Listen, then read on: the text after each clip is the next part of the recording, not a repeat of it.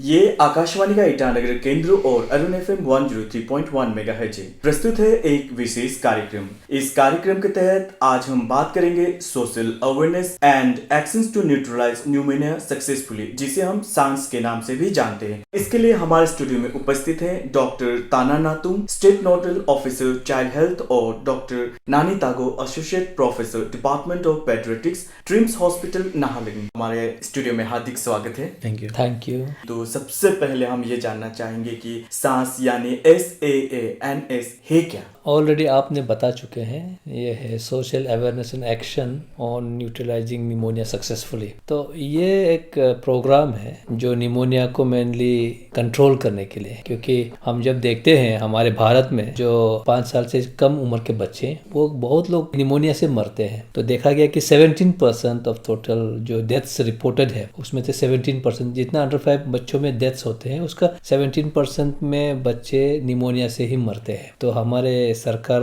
ये जो फैक्टर है जो डेथ्स का उसको कम करने के लिए, तो ये सांस को उन लोगों ने ऐसे प्रोग्राम रूप में उसको लॉन्च किया गया है। तो 2019 से ये प्रोग्राम चल रहा है और हमारे स्टेट में भी सांस इम्प्लीमेंटेशन में है। अभी तक काफी बढ़िया से चल रहा है। एकदम ब्रीफ में जानना चाहेंगे कि एग्जैक्टली न्यूमोनिया क्या है? निमोनिया का मतलब ये है कि लंग्स का इन्फेक्शन।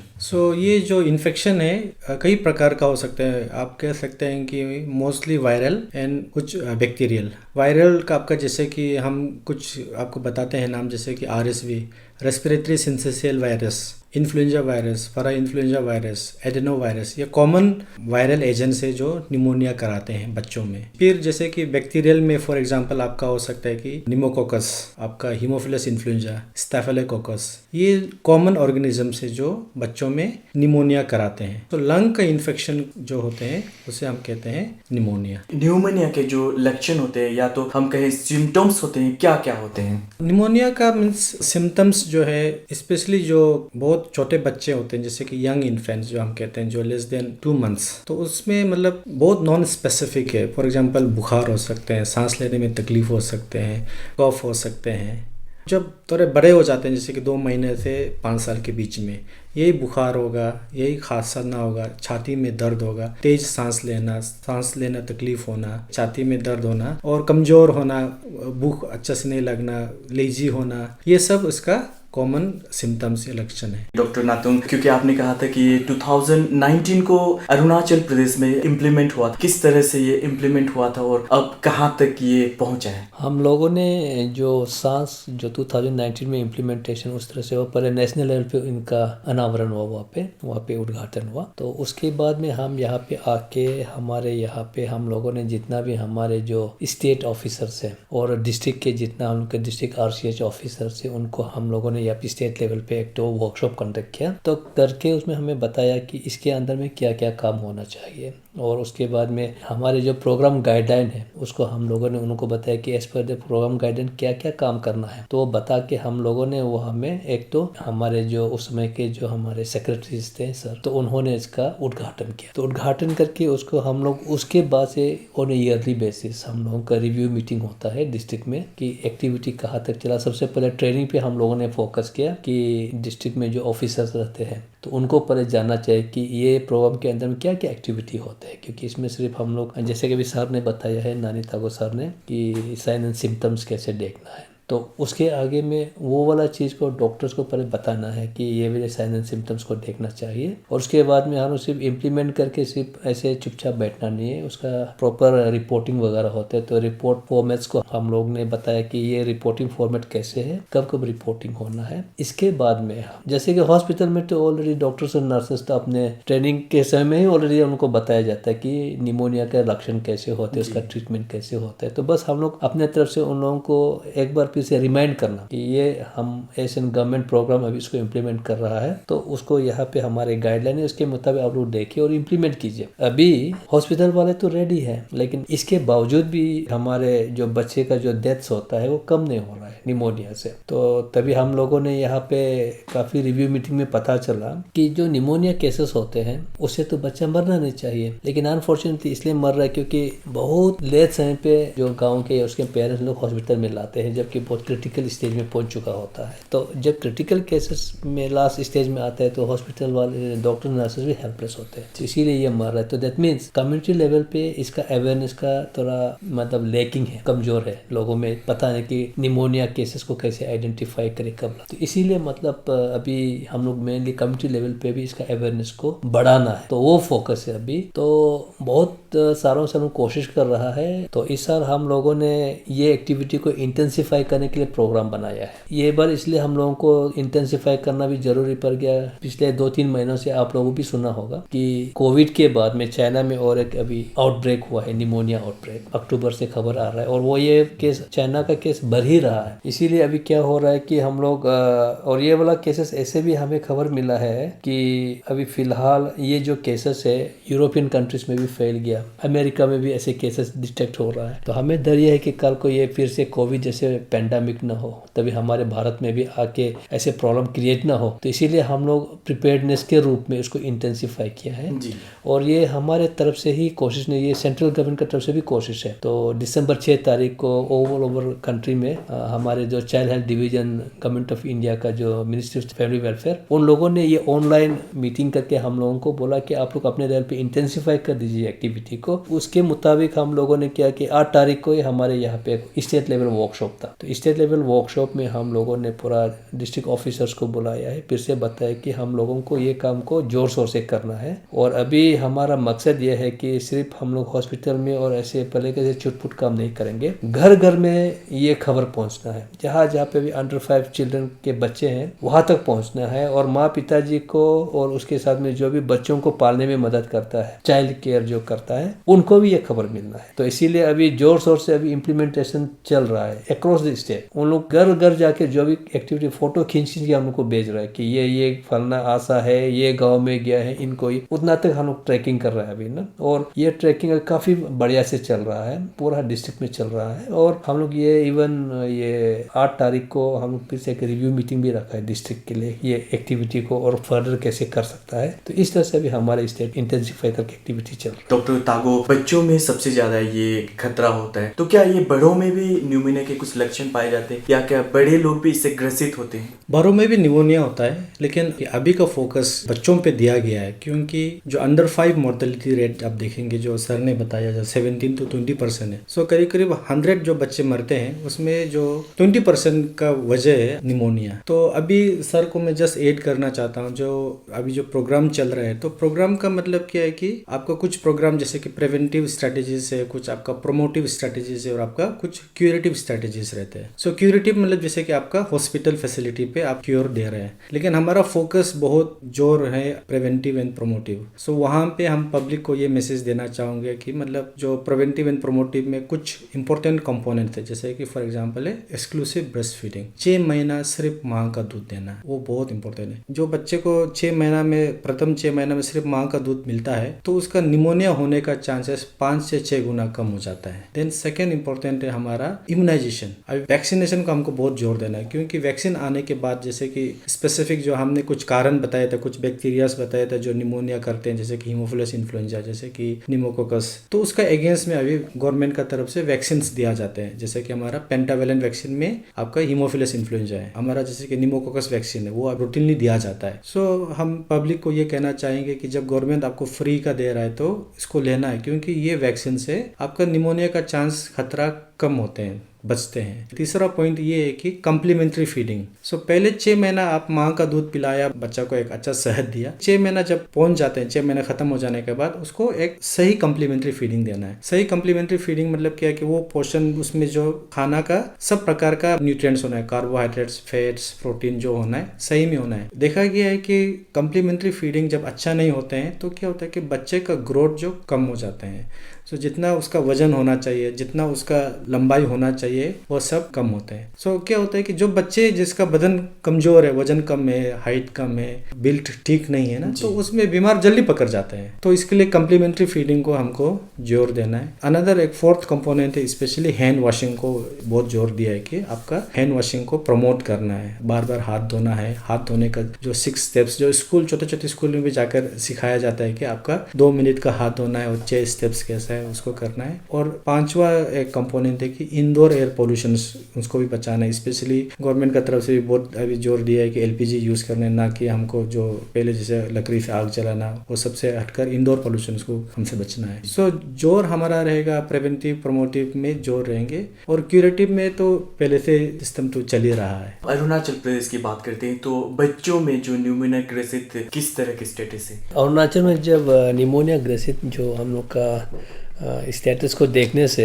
फिलहाल नेशनल लेवल पे तो 17 to 20% तक उन लोग का डेथ रेशियो वाला है, और जो प्रिवलेंस रेट है वो 2.8 जैसे है जो NFHS 5 के जो डाटा है अभी फिलहाल। तो हमारे स्टेट में ये है कि फिलहाल जो प्रिवलेंस रेट है वो नेशनल एवरेज से कम है, 2.1% है हमारे यहाँ पे, और जो डेथ रेट कहेंगे लेस देन 2%, 1.75% है, क्योंकि ये साल हमारे अभी तक जितना भी रिपोर्टेड है कम से कम 122 अंडर 5 चिल्ड्रन डेथ्स वो आया है रिपोर्ट। लेकिन इसके अंदर में भी हार्डली 3 बच्चे ही निमोनिया से मरा है, वो भी 1 साल से छोटा बच्चा। लेकिन 1 to 5 का बीच में जो है उसमें कोई अभी तक निमोनिया डेथ से रिपोर्टेड नहीं है। तो डेट पे हम देखते हैं कि 1.75% जैसे ही है, लेकिन तब भी हम ये चाहते हैं कि हम उसको मतलब ऐसे इजी लेना नहीं है, क्योंकि कल को ये बड़ा रूप कैसे लेगा बोल नहीं सकते। तो हमारे यहाँ पे मतलब प्रिपेयर्ड रहना है। तो इसीलिए हम लोग ऑलरेडी एक तो रेड बटन दबा दिया है कि हमारे डिस्ट्रिक्ट में हॉस्पिटल में सभी रेडी रहना है कि ऐसे कुछ केसेस आता है।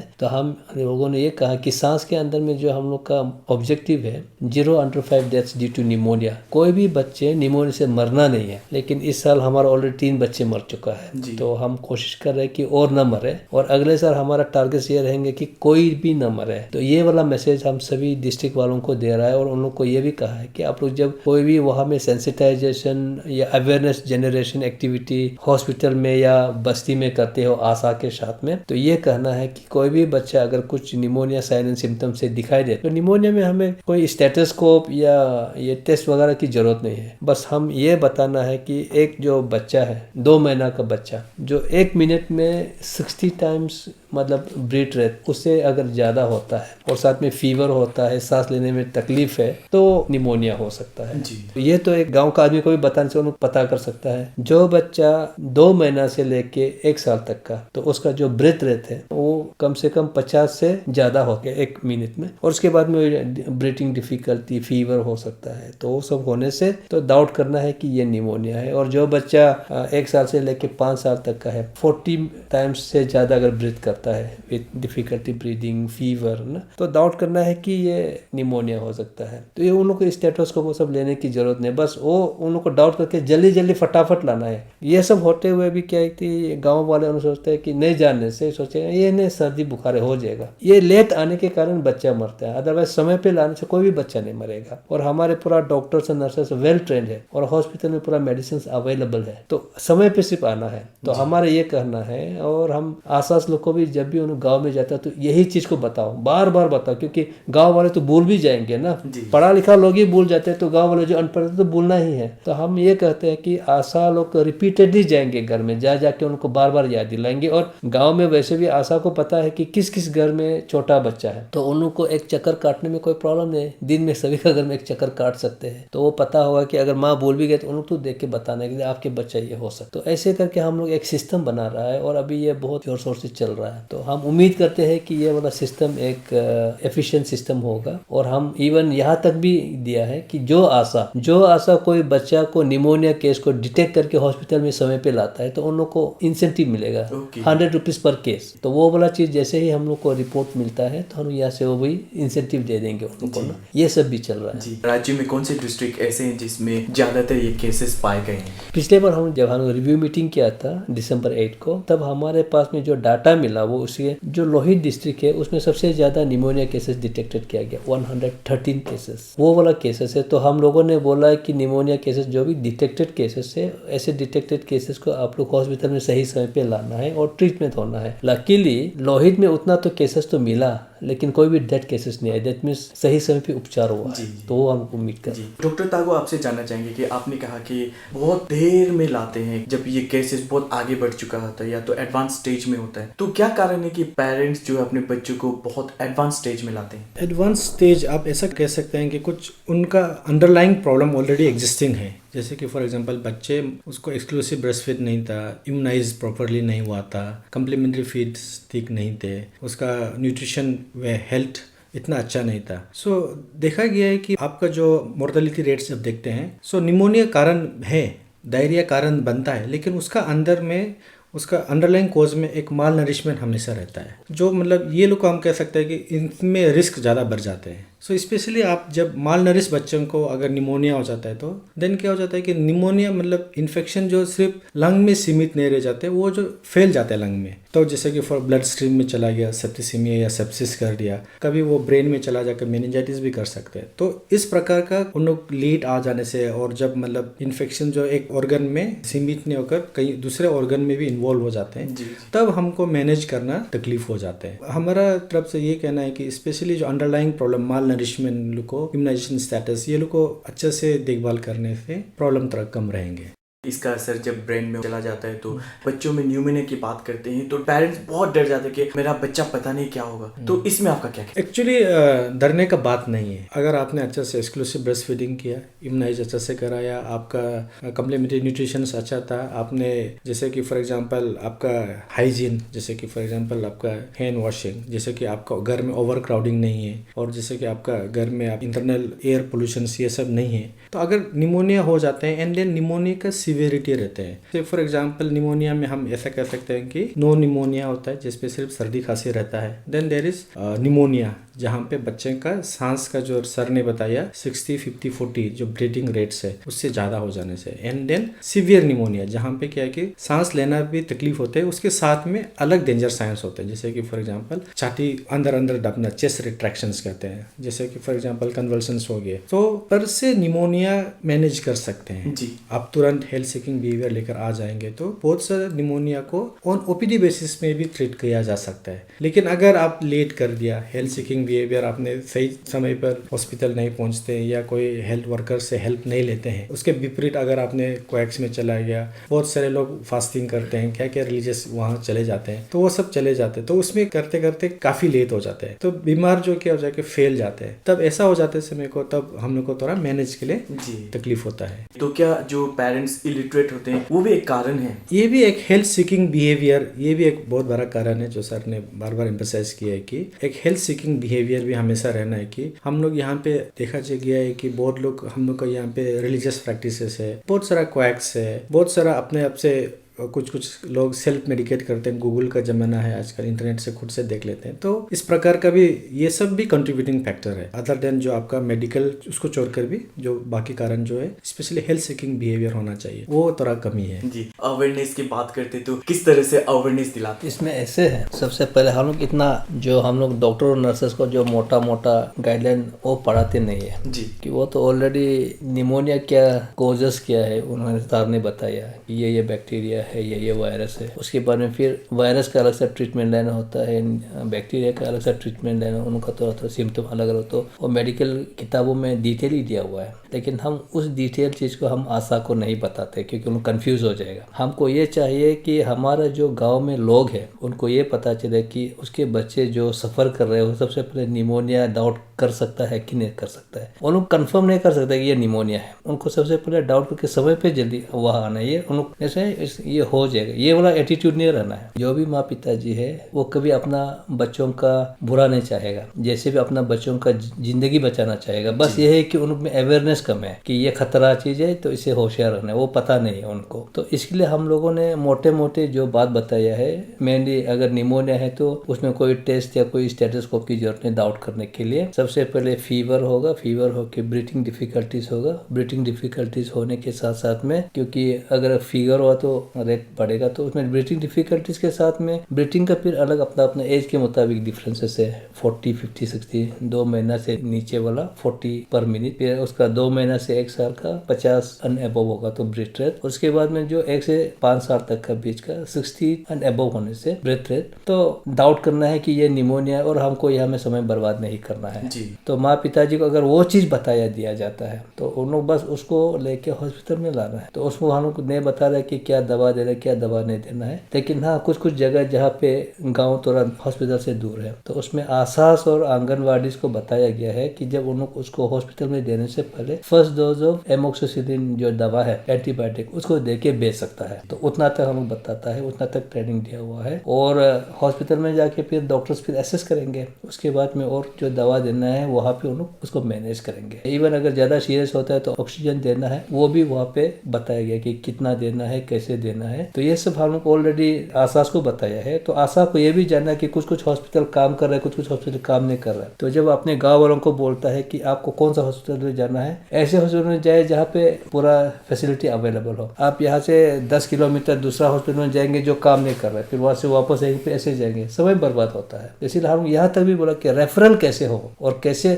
आप लोगों को पता होना, एक आशा को पता होना कि मेरे इर्द गिर्द में जो हॉस्पिटल में क्या क्या फैसिलिटी और कहाँ में क्या दवा या बीमार ट्रीटमेंट हो सकता है। तो ये लोग को ऐसे जगह पे भेजना जहाँ पे जल्दी से ट्रीटमेंट मिले। तो उतना तक भी हम लोगों ने बोला है कि एक तो फैसिलिटी का लिस्ट रहना है, तो उसको कौन बताएगा, हमारे लोकल मेडिकल ऑफिसर्स। उनको बताने हाँ हमारे हॉस्पिटल में ये सब अवेलेबल है, तो अवेलेबल है तो बताने हाँ ये अभी अवेलेबल नहीं, तो आशा को पता चलता है तो नेक्स्ट वाला हॉस्पिटल अवेलेबल। तो जब उन लोग वहाँ से रेफर करेंगे तो यहाँ पे नहीं आके वो सीधा जहाँ पे अवेलेबल है वहाँ पे जाना है। इतना लेवल तक हम लोगों ने बताया है। और इसके बाद में बताने के बाद हम चोरे नहीं, तब भी हम अभी उन लोगों को बोल रहे हैं आप अगर गाँव में जा जाके बता रहा है तो हमको फोटो खींच के दिखाइए कि ये आशा ये गाँव में ये परिवार वालों को बता रहा है, तो उसका हमको फोटो दिखाइए। तो ऐसे करके हम इवन डिस्ट्रिक्ट लेवल में कंपटीशन टाइप करवा दिया, कौन सबसे ज्यादा ऐसे अवेयरनेस क्रिएट कर रहा है। तो डेट वे काफी काम बढ़िया से हो रहा है। और बस अभी हमको अनदर 2 महीना देखना है कि इसका आउटकम क्या होता है। तो उसके लिए हम लोग ऑन कंसर्न बेसिस उनका साथ में ऑनलाइन मीटिंग करते रहेंगे, रिव्यू करते रहेंगे, वो चल रहा है। जब आप काम कर रहे होते तो कुछ डिफिकल्टीज, कुछ चैलेंजेस भी होते, तो उसके बारे में भी कुछ जानना चाहेंगे। हमारे यहाँ सबसे बड़ा चैलेंजेस ये है कि स्पेशली हमको जब स्टेट या डिस्ट्रिक्ट की बात करेंगे तो इतना प्रॉब्लम नहीं है। तो अभी जब हम कम्युनिटी लेवल पे जब ये सब इन्फॉर्मेशन को पेनिट्रेशन के लिए हम जब बात करते हैं, ये हमारे जो आशा होते हैं उन लोग बहुत सी जगह पे, बहुत दूर दूर जगह पे है, जगह पे प्रॉपर रास्ता नहीं है। उन लोग को एक गांव में भी ऐसे होता है कि बहुत सा घर दूर दूर रहता है, तो उन लोग को एक जगह से दूसरे जगह जाने के लिए वो सब इश्यूज होता है। तो ऊपर से हमारे बहुत से आशा ऐसे भी है कि उन लोग लिटरेट नहीं है, पढ़ा लिखा नहीं है। तो उन लोगों को जैसे कि हम कुछ अवेयरनेस जनरेशन के कुछ पैम्पलेट्स वगैरह देते हैं, तो वो सब को लोग पढ़ नहीं पाते हैं। और उसके बाद में उन लोग जो भी काम करते हैं आजकल की रिपोर्ट करना पड़ता है, उनके पास में रजिस्टर होना है, एंट्री करना। जैसे कि एक आशा जाता है, एक घर में जाता है, तो उनको रिकॉर्ड करना पड़ता है, मैं फलना घर में गया था, ये डेट में वहाँ पे ये मिला था, ये उसमें इतने अंदर पाए बच्चे हैं, तो वो रिकॉर्ड करके फिर रिपोर्ट सबमिट करना है हम लोग को। वो सब इश्यूज आता है वहाँ पे। तो इसीलिए बहुत सा चीज़ ऐसे हम काम तो कर जाते हैं लेकिन उसका रिपोर्टिंग नहीं होता है। तो डेट पे क्या होता है कि काम करने के बावजूद हमका परफॉर्मेंस रेट कम होता है, तो उसमें अंडर परफॉर्मेंस हो जाता है। तो फिर उसके वो जिस चीज़ को अपने एक्टिविटी को रजिस्टर में एंट्री नहीं कर पाते हैं, तो हमारे जो एक तो डाटा पोर्टल होता है HMI जो हम लोग पहले बात कर रहा था, तो वहाँ पे मतलब एंट्री कम हो जाता है जी। तो एंट्री कम होता है तो सेंटर वाले उसको देखते हैं कि नहीं ये स्टेट में इसका परफॉर्मेंस ठीक नहीं है। तो परफॉर्मेंस ठीक नहीं होने के कारण क्या होता है कि फिर जो फंड है आजकल हम स्कीम या प्रोग्राम चलाने का जो भी फंड होता है वो परफॉर्मेंस बेस्ड होता है, तो वहाँ से उन लोग कम करके फिर फंड भेजते हैं। फंड कम होते हैं तो फिर ओवरऑल इम्प्लीमेंटेशन में थोड़ा बहुत प्रॉब्लम आता है। तो हमारा ये रिक्वेस्ट है कि हमारे जो आसास हैं उन लोगों को ज़्यादा कैपेसिटी बढ़ाना है। हमारे तरफ से जितना भी है, हम लोग इवन यहाँ तक भी बोला है कि अगर आशा लिखने नहीं आता है तो वो she can take help of any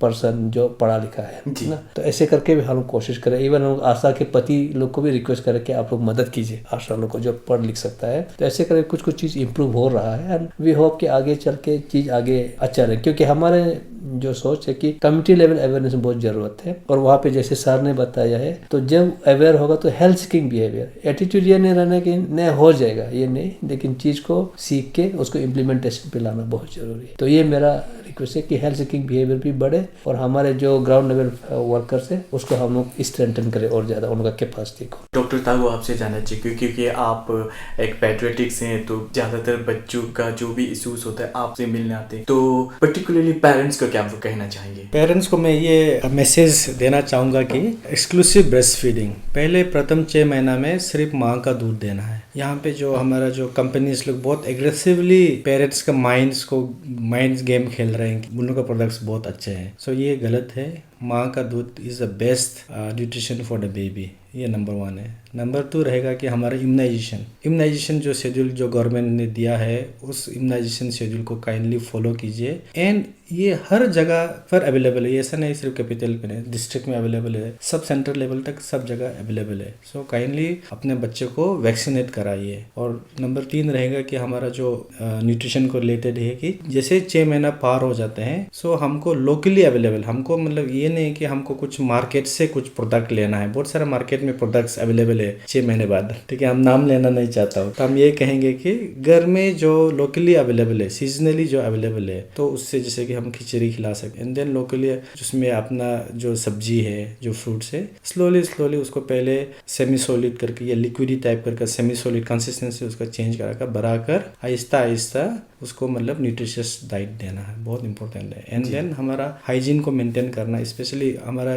6 steps of hand washing, जो हमारा 2 मिनट का हैंड वॉशिंग हर एक्टिविटी करने के बाद या हर एक्टिविटी करने से पहले, खाना खाने से पहले, टॉयलेट जाने के बाद या कुछ एक्टिविटी करने के बाद हाथ धोना बहुत इंपॉर्टेंट है। हमारा सराउंडिंग को साफ सुथरा रहना बहुत इंपॉर्टेंट है। अगर आप ये सब को फॉलो करते हैं और आपका एक हेल्थ सीकिंग बिहेवियर होना है, आप मतलब क्या है कि अपने आप से कभी अपने बच्चे को ट्रीट मत कीजिए और आप जो कोएक्स है, रिलीजियस ये सब में है वहाँ पे मत जाइए। आप अपना आस्था बना रखिए, लेकिन आप हेल्थ सीकिंग बिहेवियर आपका पास होना चाहिए। सो अगर आप ये सब को फॉलो करेंगे तो मेरे ख्याल में निमोनियल डेथ्स काफ़ी कम हो जाएंगे। थोड़ा सा हटके पूछना चाहेंगे, आज हम विकसित भारत संकल्प यात्रा की बातें चारों ओर सुनते पूरे भारत में, तो आपकी डिपार्टमेंट भी विकसित भारत संकल्प यात्रा से क्या क्या कार्यक्रम कर रही है? ये जो कार्यक्रम है विकसित भारत संकल्प यात्रा, ये एक हमारा जो अभी प्रेजेंटली जो हमारा केंद्रीय सरकार के एक ये प्रोग्राम है, जहाँ पे ये चाहते हैं कि हमारे भारत ओवरऑल डेवलपमेंट होना है, तो इसमें हेल्थ भी एक कंपोनेंट है। तो हमारे हेल्थ में ढेर सारा प्रोग्राम चल रहा है फिलहाल। तो इसमें ये जब जो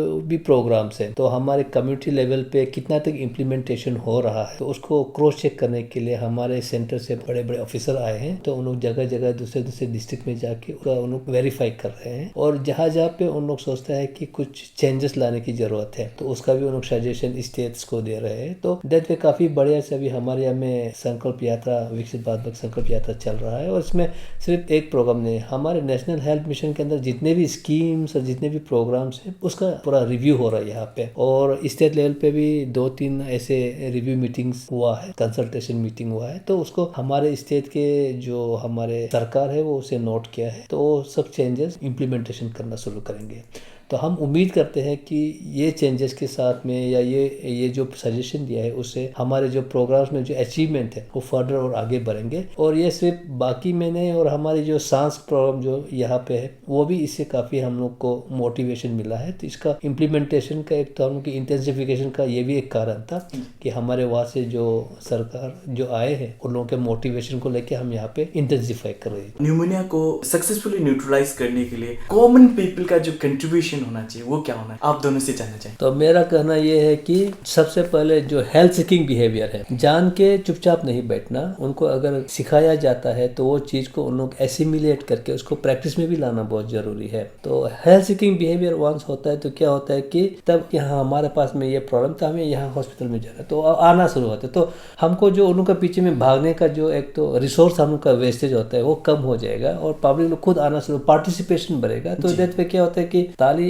2 हाथ चाहिए, 1 हाथ से नहीं बचता है। तो इसीलिए हेल्थ सिस्टम डिलीवरी और हमारे जो पब्लिक का या कम्युनिटी का पार्टिसिपेशन दोनों होगा तो तभी आगे सब कुछ पॉसिबल है, और जो भी टारगेट तक उसका अचीवेबल है। तो मेरा ये अनुरोध है हमारे पब्लिक से। जी डॉक्टर ताबा, आप कुछ कहना चाहेंगे?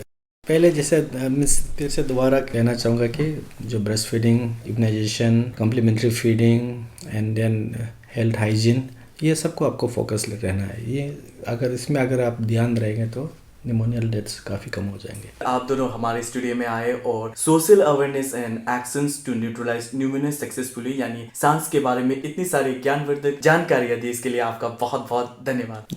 Thank you so much.